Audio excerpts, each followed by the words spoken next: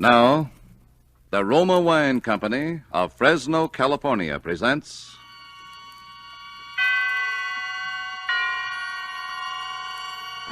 Suspense. Tonight, I Had an Alibi, starring Keenan Wynn. Suspense is presented for your enjoyment by Roma Wines. That's R-O-M-A, Roma Wines. Those excellent California wines that can add so much pleasantness to the way you live, to your happiness in entertaining guests, to your enjoyment of everyday meals. Yes, right now a glassful would be very pleasant as Roma Wines bring you Suspense. This is the Man in Black, here for the Roma Wine Company of Fresno, California, who tonight from Hollywood bring you as star Mr. Keenan Wynn, who is soon to be seen in the Metro-Goldwyn-Mayer production Between Two Women. Tonight, Mr. Wynn details for us the dramatic narrative of a gentleman who studied thoroughly the art of murder, and who, like certain others whose ventures are now and again recorded on the front pages of our newspapers, evolved his own formula for the perfect crime. And so with I Had an Alibi, and with the performance of Keenan Wynn, we again hope to keep you in suspense.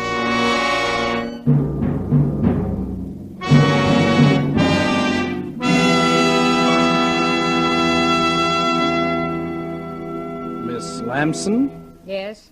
Come in. Sit down. Ever take dictation for a writer before? No. Well, that's okay. I've never written a novel before that I finished. I hope you don't mind working in a place like this. I don't mind working anywhere that I'm paid to work. Oh, don't let that worry you. I came into quite a piece of change not long ago. Maybe you heard about it. Yes? Well, you're not exactly the talkative type, are you? I didn't think you'd have much time for talking, Mr. Eichner. Yeah, I checked. 11 days to make my deadline. Ready to start? Yes? Title: I Had an Alibi by Joseph Eichner. Oh, by the way, this will all be in the first person. Yes? Chapter 1. I first met Belle Schaffner when I went to work for the Herald. She was a sob sister, and a good one.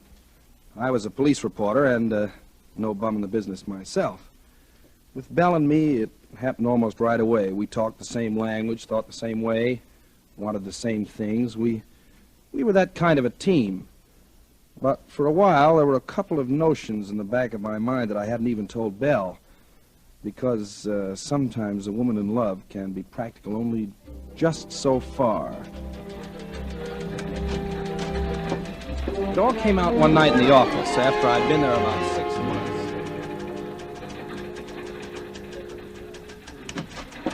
Hello, handsome. Hi, Sugar Puss. Busy?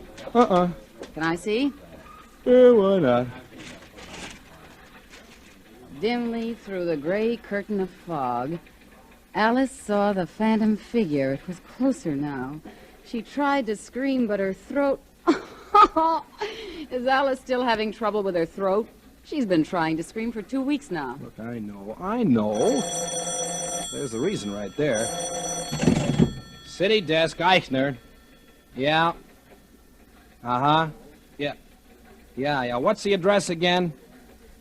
Okay, I'll go right down. Well, what did I tell you? President want to see you? Some guy carved up his wife. If I have to cover one more family brawl ends fatally for this sheet... What's the matter? You like to write about murders, and here they pay you for it. Well, not the kind of money I want, they don't.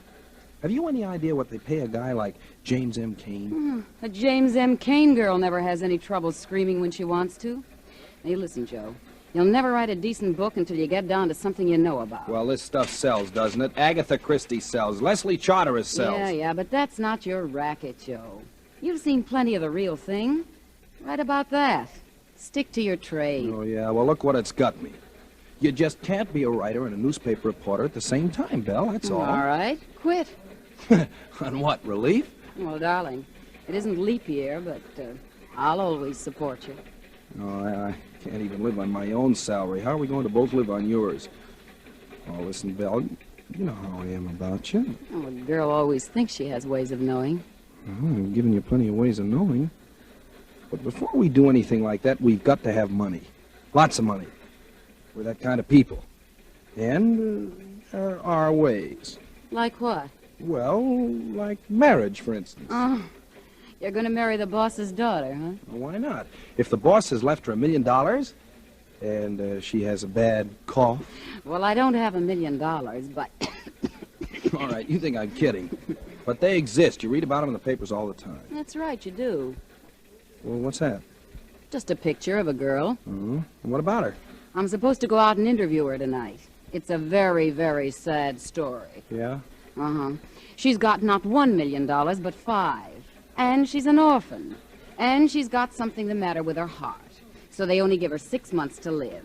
And she's just come out here to spend her last days in the glorious sunshine of California. It's a very sad story. Yeah. You want the assignment, Romeo? It's yours. Oh, say, loan me a couple of dollars, will you, Belle? What? Poker? Oh, no. Flowers.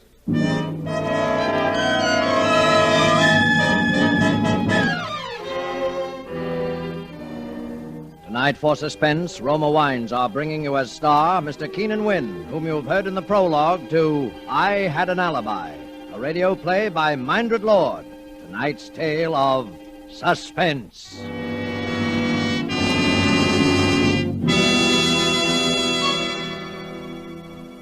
This is Truman Bradley for Roma Wines.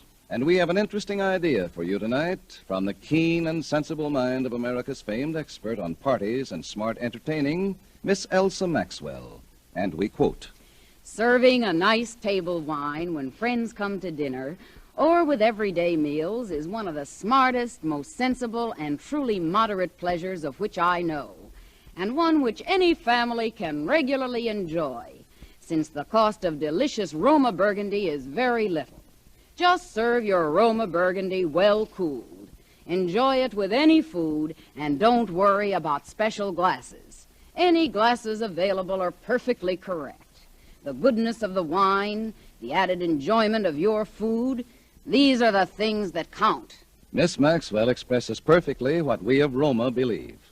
In Roma, California Burgundy, and all Roma wines, you enjoy the glorious color, aroma, and flavor of superb, sun-ripe grapes. Our noted wineries, located in California's choicest vineyard areas, assure you of flavor and quality which are always good, never varying, always delightful. And so Roma quality is preferred everywhere. And you are able to enjoy these fine Roma wines at modest prices, only pennies a glassful. Remember, more Americans enjoy Roma than any other wines. R-O-M-A, Roma Wines. And now it is with pleasure that we bring back to our soundstage our star, Mr. Keenan Wynn, who, as one Joe Eichner, prepares to continue dictation on his first and only novel, I Had an Alibi, a tale well calculated to keep you in suspense.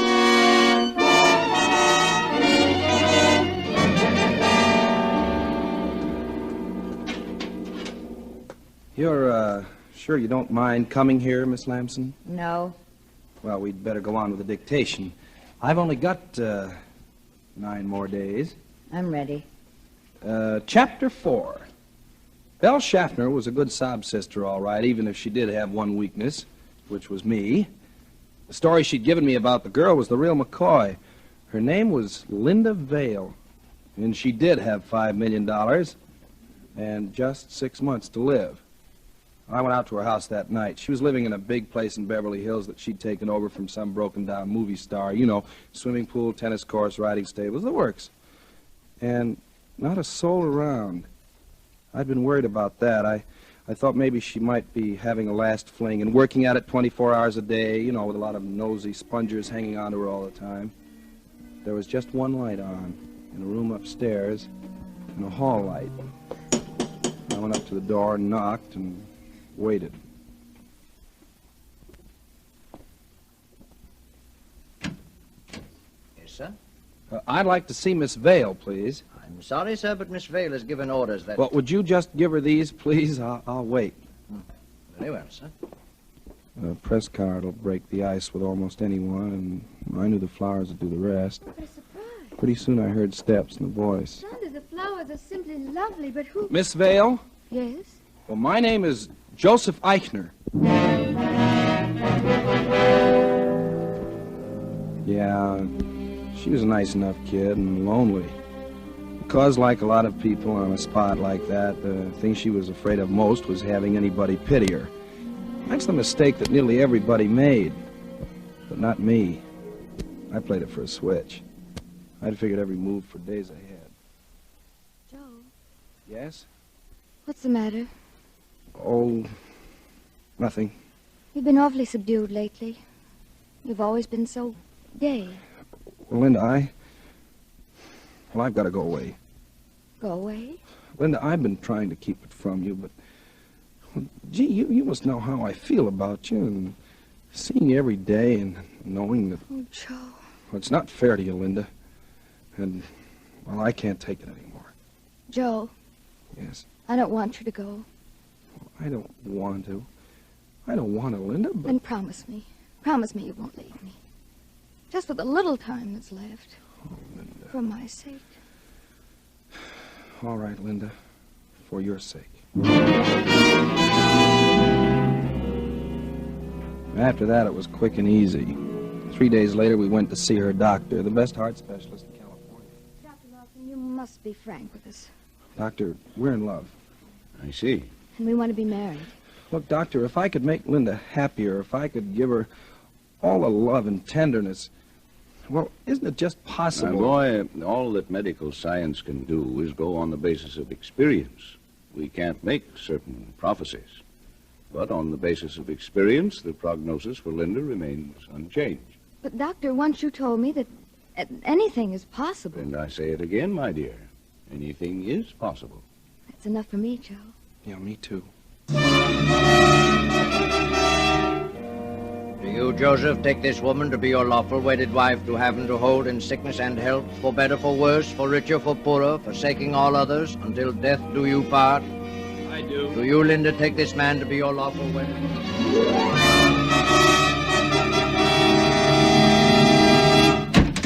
Hello, baby. Oh, hello, Romeo. Oh, now, Belle, lay off, will you? I'm sorry.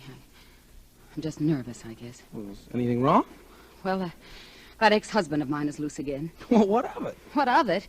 You remember the song and dance he led me the last time, don't you? All right, so he gets rough, you just haven't committed again, that's all? Yeah. Yeah, I suppose so. Belle. No, please. I don't feel like... Well, what's the matter? Well, what do you think? Oh, now, Belle, you know I come around here as often as I can. Sure. Sometimes as often as twice a week. Well, I see you other places. Anyway, I can't help it. And then when I do come, well, gee, you might at least... All right. Skip it. How's the writing coming along? Oh, I don't know. I just can't seem to get started. So you're not even getting that done. Well, how can I get down to work when all I'm thinking about is... Joe, how long is this going to go on? Well, how do I know? It's bound to happen soon. That's what you said a year ago. A year ago. But, Belle, it's all set. She made out the will in my name and everything. All we have to do is wait. Just wait for the heart of hers to quit, that's all. Well, I'm tired of waiting. Now, what do you think of that? Well, what else can we do? You mean what else can I do? There are a few guys around loose with $5 million, too, you know. Oh, now, Belle. Oh, for all we know, she's liable to live to be 100. Now, that's impossible. A doctor said... Yes, that- and doctors have been wrong. Well, what do you want me to do about it? Well, you think you're a mystery writer. What do you mean by that? I mean, if you're supposed to be able to think up mysteries, start thinking one up. Oh. And don't think about it too long, either. Say, Belle. I mean it, Joe. Okay. Because I'm not going to wait like this forever. Okay.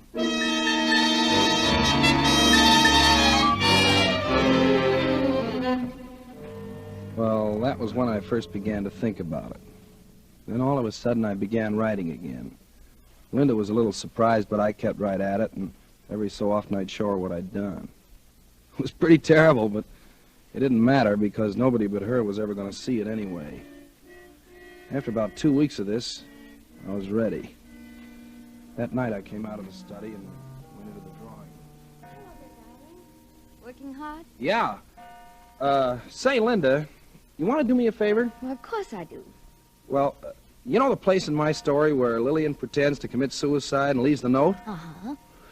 Look, I suddenly thought, why not have the note reproduced right in the book as though we're in our own handwriting? You know, Exhibit A, you know, along with the map of the grounds and so on. Well, that would be good. Yeah. Only, of course, it's got to be in a woman's handwriting. Do you want to write it for me? You mean my handwriting's going to come out in a book? Oh, how exciting. Well, it sure is if I can get a publisher, and I think I've got a nibble. Here, you can write it on your own stationery. I'll cut that letterhead off the top later. All right. What does it say? Darling. Darling? You know I can't go on like this. Huh? It's got to end sometime. It's got to end some time. It will be easier for both of us if I end it now.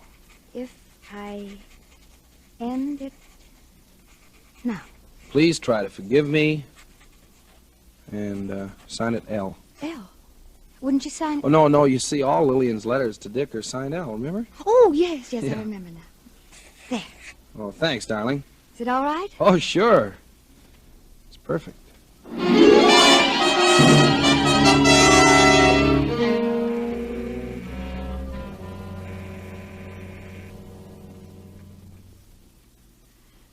Hello? Hello, Belle? Yeah. Now, listen, baby, it's all set. Did you get the note? Oh, sure. She wrote it tonight. Now, how soon can you leave for Palm Springs? Anytime. Tomorrow morning? All right. Now, listen, when you check in down there, make plenty of fuss about it. I will. I'll leave here at exactly 9:30 tomorrow night. I'll stop at a couple of places, so you leave Palm Springs about 15 minutes later, 9:45. Okay. Better check your watch at Western Union. I'll do the same. Okay. Hey, be sure to bring plenty of stuff. Everything you can lay your hands Oh, on. don't worry, I will. You remember the place, don't you? Remember? You know, the second turn after you leave Riverside. Well, how far is it about? Well, it's exactly halfway between the springs and here. Say 60 miles. I'll be there. Okay, baby. Tomorrow night.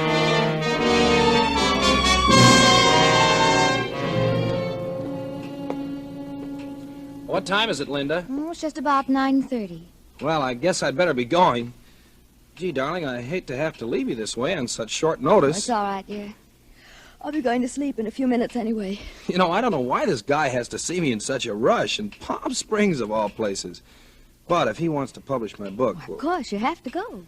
Well, I'll be back tomorrow afternoon, maybe even earlier. You won't worry, will you? No, I won't. Doors onto the terrace locked? Yep. Yeah, they're all right. You know, I know how nervous you are sometimes when I'm away for the evening. I think you're the one that's nervous. Yeah, maybe I am at that. Well, good night, darling. Good night, Joe. Oh, Saunders. Yes, sir? Come in, sir. Look, Saunders, I've got to drive down to Palm Springs tonight. Excuse me just a second.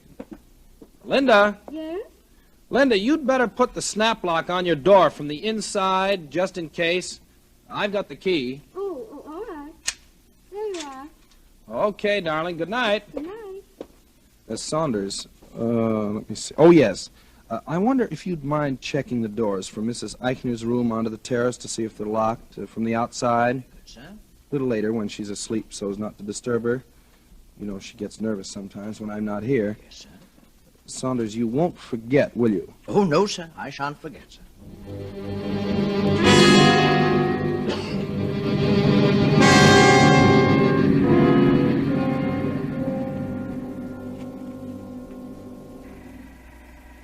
$5 gallons? Yes, sir. Say, that ought to get me to Palm Springs. Oh, should easy. By the way, have you got a road map for Palm Springs? I think I got one inside here. Oh, thanks. Say, I don't suppose you'd cash a small check, would you? I missed the bank today. Well, the boss might, but he ain't here. Well, I got identification, plenty of it. See, Joseph Eichner, license, Social Security card. Joseph Eichner. Yes, I see, son, I see. But unless the boss was here, I wouldn't cash a check for Henry Morgenthau.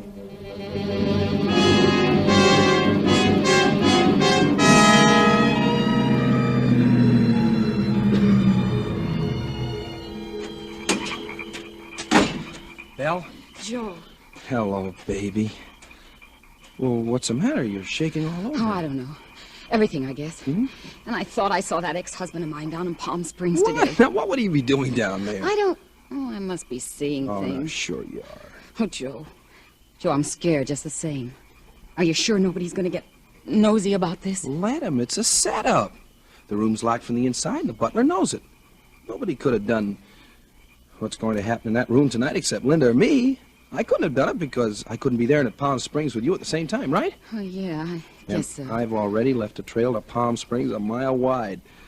Did you get away all right? Yeah, out the back of the hotel. Nobody saw me. Everything else go okay? Oh, yeah. I got the maid in this afternoon and raised a fuss. Then I gave her $5 and made her polish everything till she was blue in the face. She'll never forget it. Swell. You got the stuff? Yeah, my big suitcase in the trunk rack. All packed in cotton. Okay, let's take a look at it.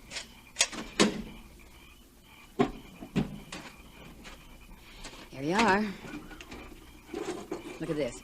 Glasses, water pitcher, ashtrays. And look at this. I even got doorknobs. I unscrewed them with a nail file. Hey, what do you know? Here's the one to the bathroom.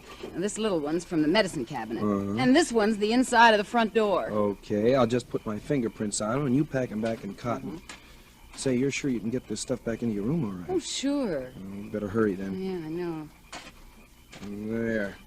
With my fingerprints on that doorknob, just let anybody try to prove I wasn't with you in Palm Springs tonight. Oh, I told you that when you got down to something real, you'd hit the jackpot. Remember? Yeah, and you know what this pot is worth, don't you? $5 million.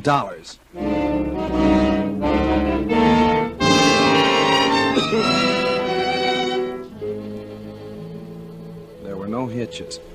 I got back to town a little before 2. I drove the car into a little side road about a half mile up the canyon and walked back. I didn't meet anybody, and the places I passed were all dark. So was mine. I slipped through a hole of the hedge and crossed the lawn and went up onto the terrace. I checked to see if I had the suicide note in my pocket, and then I pulled on a pair of gloves and opened the terrace door with my key and went inside. The gun was in my overcoat pocket. It was hers. I had the flashlight in my hand. I went over to the bedside and I flashed it on just for a second. She was lying on her side, turned away from me. I put the gun against her temple and pulled the trigger. She didn't make a sound. I reached over to put the gun in her hand, and then it hit me. Her hand was stiff and cold as ice. I flashed the light in her face. It was blue. While I was away, she'd had her heart attack at last. For the last 3 or 4 hours, she'd been dead. Well, for about 10 seconds, I didn't know what to do. Then I realized I had to get out of there. Saunders might have heard the shot. Before, it wouldn't have mattered one way or the other because the coroner would have established the time of death anyway. Now it made all the difference in the world. I went out the terrace door and I locked it behind me. I crossed the grounds and I started walking up the canyon. Walking, thinking. I don't know how long I walked. But what I was thinking was enough to drive me crazy. I'd planned the perfect suicide. I'd planned it so nobody could have fired that shot but Linda or me, and I had a perfect alibi. But now it had to be me that shot her. Because any fool of a doctor could tell she'd been dead when that shot was fired. And then it came to me. What was the difference? Let the Palm Springs alibi go. Let them think the shooting was an accident. Let them think anything they wanted to. I had the money. And what can you do to a man for shooting a dead body?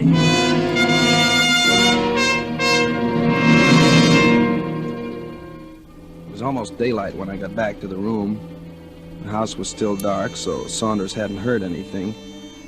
First, I burned that suicide note. Then I turned on the lights and unlocked the door. Then I fired another shot into the wall for Saunders again, just in case he was awake. Then I went over to the inter-house phone.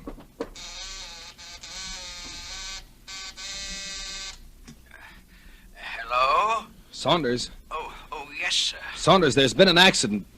You better call the police.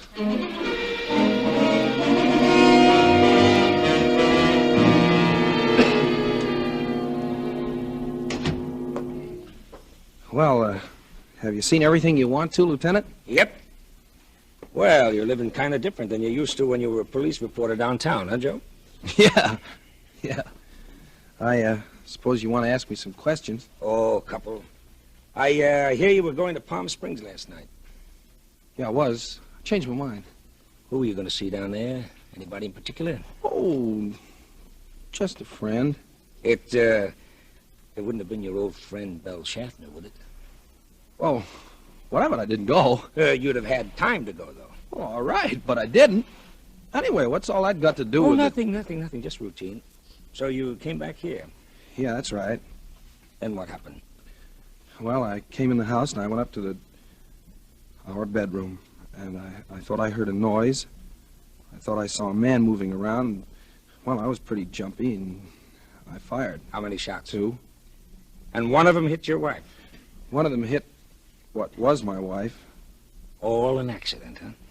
Yeah, that's right. You come into quite a lot of money with her out of the way, don't you, Joe? Yeah, sure. What of it? Nothing. Only it's too bad you're not going to be able to spend it. Oh, nuts. What do you think you're going to do, charge me with a murder for firing a shot into a corpse? No, but it could be a pretty spectacular little alibi for just on the spur of the moment, couldn't it? Alibi for what? For Belle Schaffner. What? Her throat was cut in Palm Springs last night, and your fingerprints are all over the place.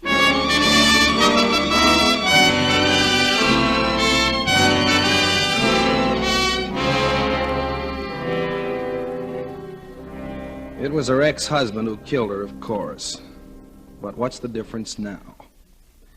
Bella was right about one thing, though. You can't write a decent story unless it's something real. I know. The end. Well, Miss Lamson, we made it. Just. Yes. Do you believe it? Yes. Gee, that's funny. Nobody else did. The judge, the jury, not even my own lawyer. Maybe they believed what I believe. You ought to die for it anyway. Yeah, check. I got a date for that right now. Right, Warden? You ready, Eichner? Yeah, let's go.